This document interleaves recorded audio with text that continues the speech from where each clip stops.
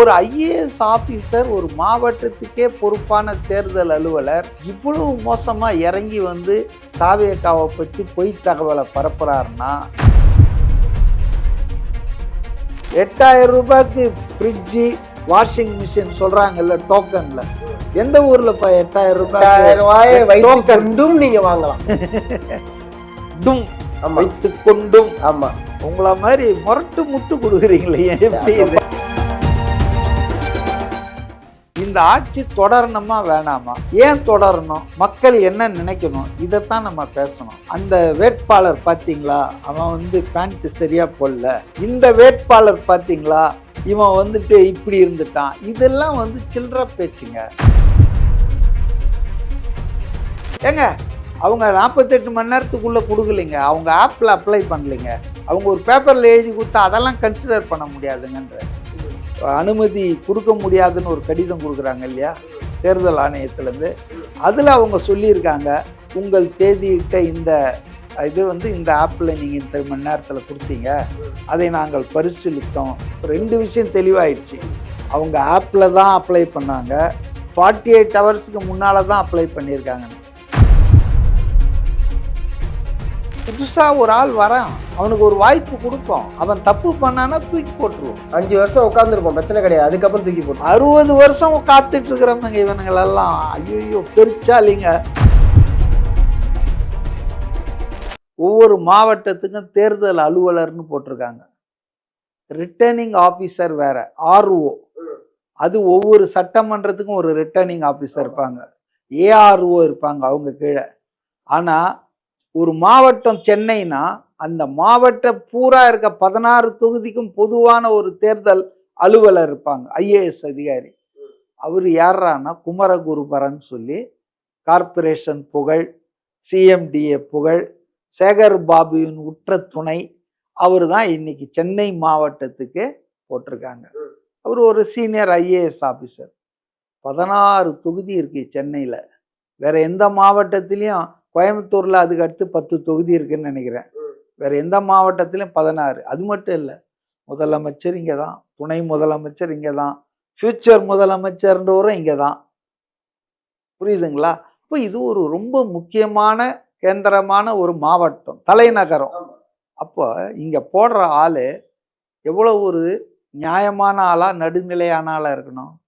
அவர் என்ன சொல்கிறார் குமரகுருபரன், அந்த பர்மிஷன் இல்லைன்னதுக்கு, ஏங்க அவங்க 48 மணி நேரத்துக்குள்ளே கொடுக்கலைங்க, அவங்க ஆப்பில் அப்ளை பண்ணலைங்க, அவங்க ஒரு பேப்பரில் எழுதி கொடுத்தா அதெல்லாம் கன்சிடர் பண்ண முடியாதுங்கன்றாரு. டிவியில் நானே கேட்டேன்.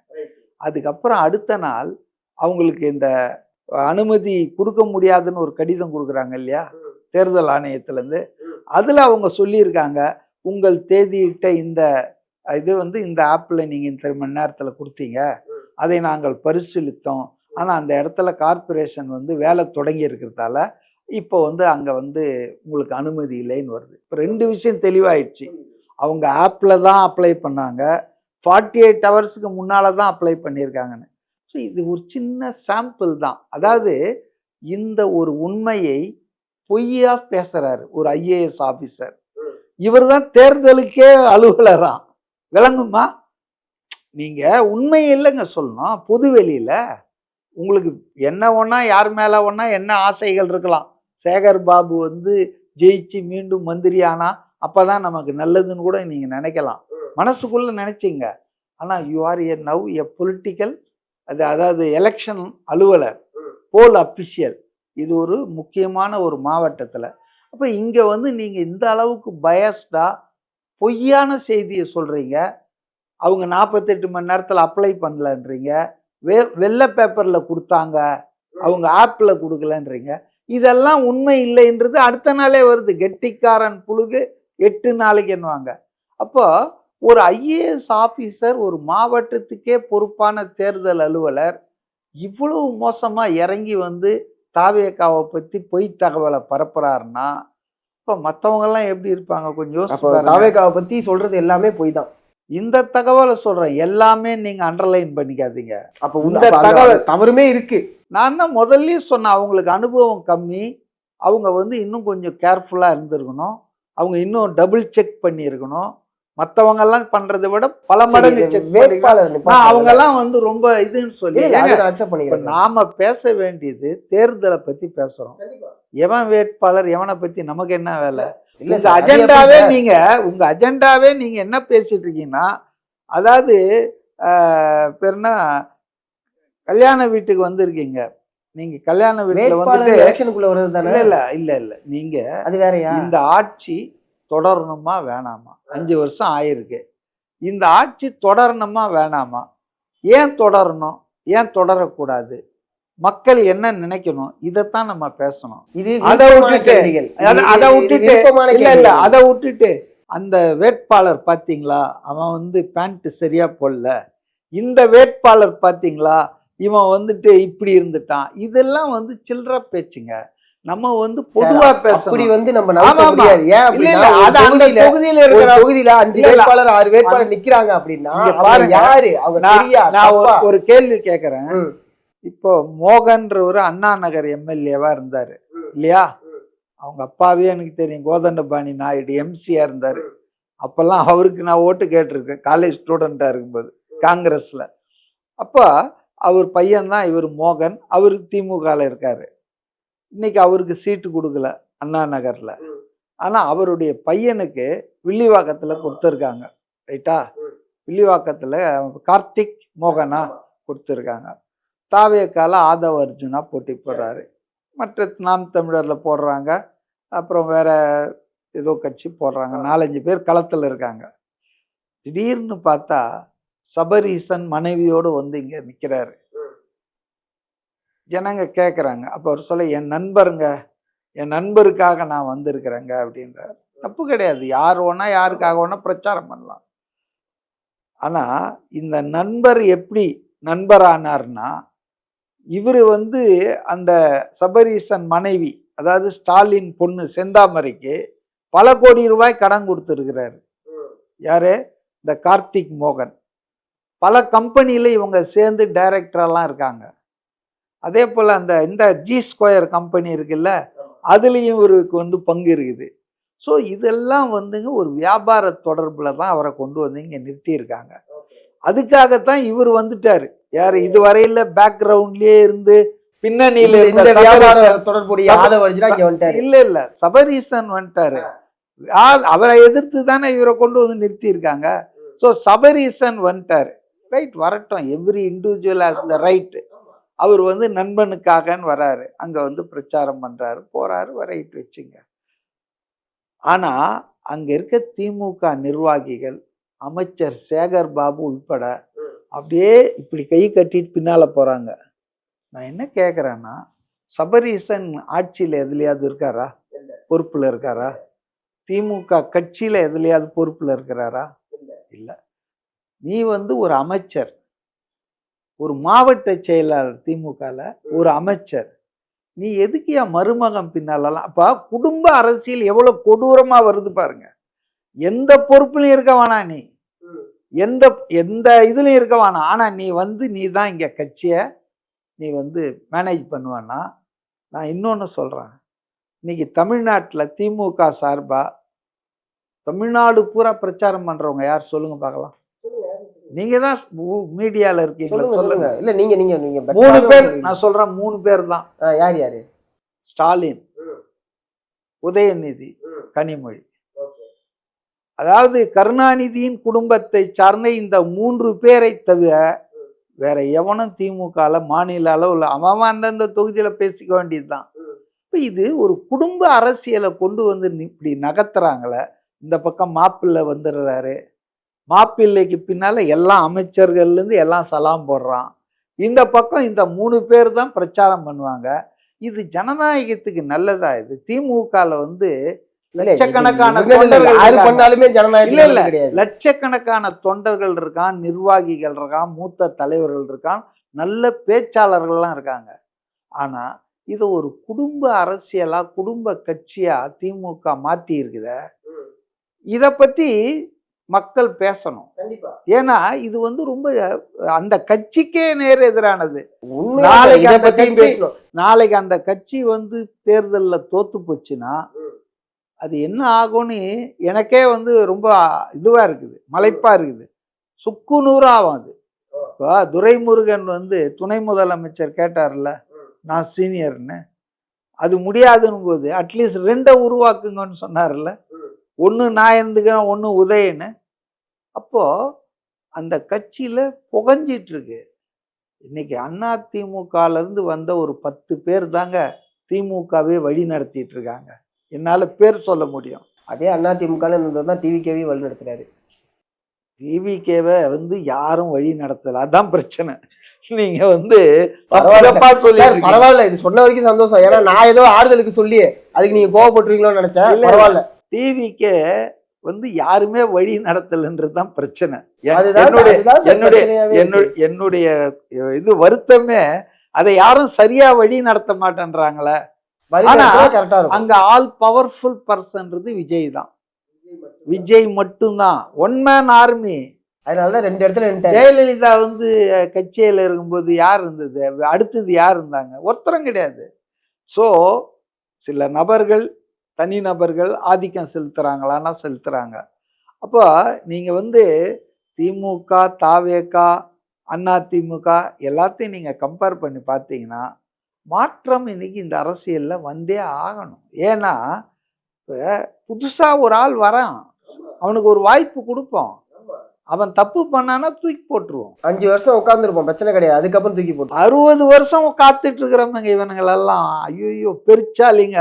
60 வருஷம் வாங்கியாச்சு, இன்னொரு 5 வருஷம் தானே வாங்கிப்போம். இல்ல நான் சொல்றது என்னன்னே தெரியாம இவங்களுக்கெல்லாம் போதுமான அளவுக்கு வாய்ப்பு கொடுத்தாச்சு. இவங்களுக்கு ஒரு வாய்ப்பு. நான் ஏன் வந்து தாவேகாவை ஆதரிக்கிறேன்னா, பெரிய அதனுடைய கொள்கை கோட்பாடு, அதனுடைய விஜய்லாம் எனக்கு ஒன்றும் அப்படியெல்லாம் நான் ஒன்றும் ரசிகர் பட்டாலும் இல்லை, சந்தோஷம். ஆனா நான் என்ன நினைக்கிறேன்னா, இன்னைக்கு வந்து அவர் ஒரு 2-3 கொள்கை சொல்றாரு. ஒன்று, திமுகவை எதிர்ப்போம், குடும்ப அரசியல் கொள்ளையை தடுப்போம்ன்றாரு. இன்னொன்று, மதங்களின் பெயரால் பிளக்கிற பாஜகவினுடைய அந்த மதவாத அரசியலை எதிர்ப்போன்றாரு. சமூக நீதிக்கு நான் குரல் கொடுப்பேன்றாரு. எப்படி பூஜை போட்டா? கொஞ்சம் கேளுங்க. சமூக நீதினா என்ன குழப்பிக்கிறீங்களா? பெரியார கொள்கை தலைவரா போடுறீங்க ஏங்க? இது எந்த வகையில பாருங்க, உதயநிதி சனாதானத்தை கொசு மலேரியான்னு சொல்லி கோர்ட் வரைக்கும் கேஸ் ஆகி முந்தா நாள் பாக்குறேன் தேர்தல் பிரச்சாரத்துல அந்த சாமியார்கிட்ட பயபக்தியோடு கோயில்ல கும்பிடுறாரு, பட்டா அடிக்கிறாங்க, நெத்தியில திருநீர் வாங்கிக்கிறாரு. இதெல்லாம் வந்துங்க சமூக நீதினா அது வந்து மதம் சார்ந்ததல்ல, சமூகம் சார்ந்ததுங்க. இப்போ அவர் தான் விக்கிரவாண்டிலேயே விஜய் தெளிவா சொன்னார, பெரியாரின் கொள்கைகள் எனக்கு பிடிக்கும், ஆனா அந்த கடவுள் மறுப்பை நான் ஏத்துக்கலன்னு சொல்லி தெளிவா சொல்லிட்டார. இப்ப நான் கூட தான் பெரியாரை நான் ரொம்ப பாராட்டுவேன். பெண் விடுதலை, இந்த வைக்கம் போராட்டம், தாழ்த்தப்பட்டவர்களை வந்து இந்து கோயில் கொண்டு போனது. கடவுள் நம்பிக்கை அவருக்கு இல்லை, ஆனா நம்பிக்கை உள்ள ஒரு தாழ்த்தப்பட்டவனை கோயிலுக்குள்ள விட மாட்டானா அதுக்கு முதல் சண்டை போட்டவர் அவர் தான். அதனால கடவுள் நம்பிக்கை என்பதை தவிர, அந்த கடவுள்களை திட்டுவார் பாருங்க, அதை தவிர மற்ற எல்லாத்தையும் எனக்கும் பெரியாரை பிடிக்கும். இப்படி நிறைய பாயிண்ட்ஸ் வந்து எனக்கும் விஜய்க்கும் ஒத்து போறதால நான் வந்து அதை ஆதரிக்கிறேன். மற்றபடி இதுல ஒன்றும் பெரிய அஜெண்டா இல்லை, பர்சனலா ப்ரிஜுடிஸ்லாம் இல்லை. அதனால நான் என்ன நினைக்கிறேன்னா, ஒரு வாய்ப்பு அவருக்கு கொடுக்குங்களேன், கொடுக்கட்டுமா இந்த மக்கள். முதல்ல ஊழல் நிர்வாகத்தை ஒழிக்கணும். இன்னைக்கு நம்ம வேலை, நம்ம கம்யூனிட்டி சர்டிஃபிகேட் வாங்குறதுக்கு, நம்ம படிச்சுட்டு நம்ம வேலை போய் அங்க கேட்கறதுக்கு லஞ்சம் கொடுக்க வேண்டியதா இருக்கு. இந்த லஞ்சத்தை ஒழிச்சாலே தமிழ்நாட்டில் பாதி பிரச்சனை ஒழிஞ்சிருங்க. அப்ப அதை அவர் செய்யறேன்னு சொல்றாரு, நான் ஒரு வாய்ப்பு கொடுங்க. செய்யலைன்னா கூட வச்சுக்கணும், திமுக அதிமுக மாதிரி நீங்க சொல்ற மாதிரி நான் சொல்ல, செய்யலைன்னா தூக்கி போட்டுருவோம். ஆமா. ஆக இன்னைக்கு மக்களை வஞ்சித்து இருக்காங்களா இல்லையா? திமுகவும் அதிமுகவும் ரெண்டும் வஞ்சித்து இருக்காங்களா இல்லையா? சரி, நான் கேட்குறேன். இப்போ அரசு ஊழியர்கள் ஆசிரியர்களுக்கு போராடும் போது திமுக என்ன சொல்லிச்சுன்னா, நாம வந்து நீங்க கவலைப்படாதீங்க, நம்ம ஆட்சி வருது, நம்ம ஓல்டு பென்ஷன் ஸ்கீம் கொண்டு வந்துடுறோம், நீங்க கவலைப்படாதீங்கன்னு சொன்னாரு. சரி, அவர் ஆட்சிக்கு வந்தாரு, 4.5 வருஷம் அமைதியா இருந்தாங்க.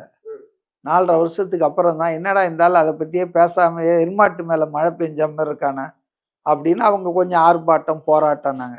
உடனே இவர் ஒரு கமிட்டி, ஆய்வு கமிட்டி, நீ இதையா சொன்ன, நான் வந்த பிறகு ஆய்வு செய்வேன், ஆராய்ச்சி பண்ணுவேன், நான் வந்து பரிசீலிப்பேன்னு கூட சொல்ல, உங்களுக்கு ஓல்டு பென்ஷன் ஸ்கீம் நான் அமுல்படுத்திடுவேன்னு சொன்னார். 4.5 வருஷம் கழிச்சு இப்போ ஆய்வு பண்ண ஒரு கமிட்டியை போட்டார். அவங்க போடா சார் தான் போராட்டத்தில் குதிச்சாங்க. அப்புறம் வேற வழி இல்லாமல், ஏன்னா அவங்க தான் தேர்தல் அலுவலர்களாக இருக்க போகிறாங்க, தேர்தல் பணியாளராக இருக்க போகிறாங்க, அதனால் அவங்க பொல்லாப்பை சம்பாதிச்சுக்குவானான்னு திடீர்னு ஒரு உருண்டையை உருட்டி இதுதான் பழைய ஓய்வூதியம்னாரு. அதுக்கு பேர் அஷ்யூர்டு பென்ஷன் ஸ்கீம்னாரு, உத்தரவாதப்படுத்தப்பட்ட பென்ஷன். உங்களுக்கு தெரியுமா, நான் basically trade union leader. Old பென்ஷன்னா அதுக்கு எந்த பணமும் நீங்கள் கட்ட வேணாம், அது ஃப்ரீயாக கிடைக்கும் உங்களுக்கு, ரைட்டா? இந்த அஷ்யூர்டு பென்ஷன், அந்த பென்ஷன், இந்த பென்ஷன் பல பேரில் இருக்குது, இதெல்லாம் நியூ பென்ஷன் ஸ்கீம். அப்போ நீங்கள் பென்ஷனுக்கு உங்கள் சம்பளத்திலேருந்து ஒரு கணிசமான தொகை மாதம் மாதம் உங்கள் சேவை காலம் பூரா கட்டணும். இதுதான் நியூ பென்ஷன் ஸ்கீம். இப்போ ஓல்டு பென்ஷன் ஸ்கீமை தரேன்னு சொன்னவர் ஆக்சுவலாக நியூ பென்ஷன் ஸ்கீமை தான் கொடுத்துருக்கிறாரு. இது பெரிய ஏமாற்று வேலை இல்லையா? குடும்பத் தலைவிகள் அனைவருக்கும் 1000 ரூபான்னு சொன்னீங்க. 28 மாதம் ஆட்சிக்கு வந்து வாயை மூடிட்டு இருந்தீங்க.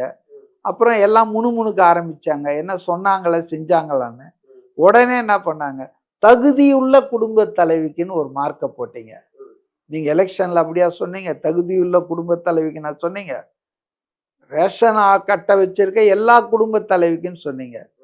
சரி, இப்போ பஸ் டிராவல் தகுதி உள்ள பெண்களுக்கு பஸ் டிராவல் பண்றீங்க, பேங்க் எம்ப்ளாயும் போறாங்க, ஆபீசரும் போறாங்க, எல்லாரும் போறாங்க. அப்போ நீங்க செலக்டிவா சில விஷயங்களை செஞ்சா மாதிரி இருக்கணும், செய்யவும் கூடாது. அதாவது இந்த ஒரு உறுதி கூட உருப்படியாக அவங்க பண்ணலைங்க. நீட்டெல்லாம் நான் சொல்லவே வேணாம், நீட்டை வந்து தடுக்கிற மந்திரம் எங்கள் கையில் இருக்குன்னு உதயநிதி சொன்னார். அந்த மந்திரத்தை அவர் மறந்துட்டார் போல இருக்குது 5 வருஷமா. அவங்க அப்பா என்ன சொல்கிறார் சட்டமன்றத்தில்னா, எங்களாலலாம் பார்க்குற அதிகாரம் இல்லை, அது பார்லிமெண்ட்டில் எங்கள் கூட்டணி ஜெயிச்சு ராகுல் காந்தி பிரதமர் ஆனால் நாங்கள் அதை பார்க்கலான்றாரு. இந்த ஞானோதயம், இந்த அறிவு ஏன் உங்களுக்கு 21 சட்டமன்ற தேர்தல் போது இல்லை? இப்போ உறுதிமொழி கொடுக்கறதுக்கு முன்னால யோசிக்கணும், இது முடியுமா, இது சாத்தியமா? 6 சிலிண்டர் ஃப்ரீயா தரணும் மாதிரியா? 3 சிலிண்டர் சந்திரபாபு நாயுடு கொடுத்துட்டு இருக்கிறாரு. 8000 ரூபாய்க்கு ஃப்ரிட்ஜு, வாஷிங் மிஷின் சொல்றாங்கல்ல டோக்கன்ல. எந்த ஊர்லப்பா 8000 ரூபாய் வைத்து கொண்டும் நீங்க வாங்கலாம்? 8000 ரூபாயை வச்சுதான் வாங்கணும்னு கிடையாது. டும் வைத்து கொண்டும். ஆமா, உங்கள மாதிரி முரட்டு முட்டு கொடுக்குறீங்களே, டிவி கேட்கறா எனக்கு புரியலையே. டிவி கேட்டா டிஎம்கே, அதாவது 8000 ரூபாய் வச்சுக்கிட்டு மிக்சி வாங்கிக்கலாம், வாஷிங் மிஷின் வாங்கிக்கலாம், ஃப்ரிட்ஜு வாங்கிக்கலாம்.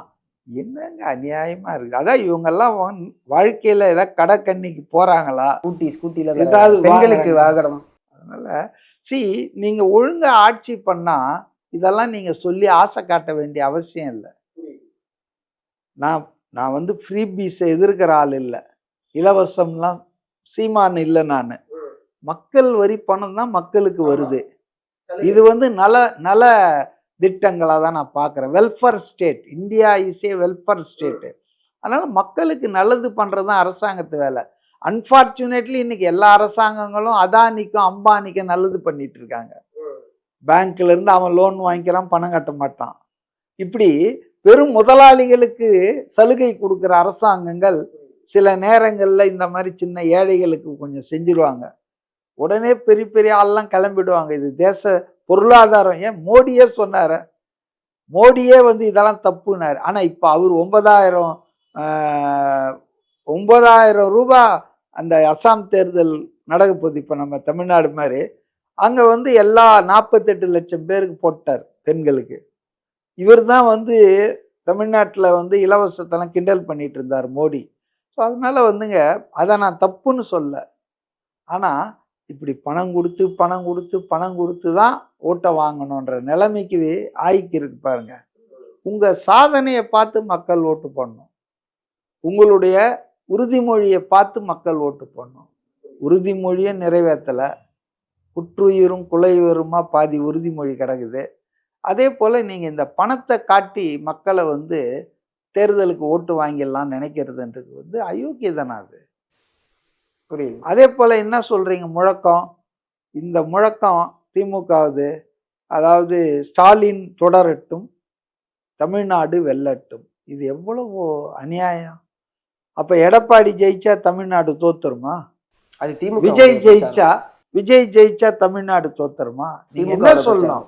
நீங்க என்ன சொல்லணும்? ஸ்டாலின் தொடரட்டும், திமுக வெல்லட்டும் சொல்லலாம். தமிழ்நாடு வெல்லட்டும்னா என்னைய அர்த்தம்?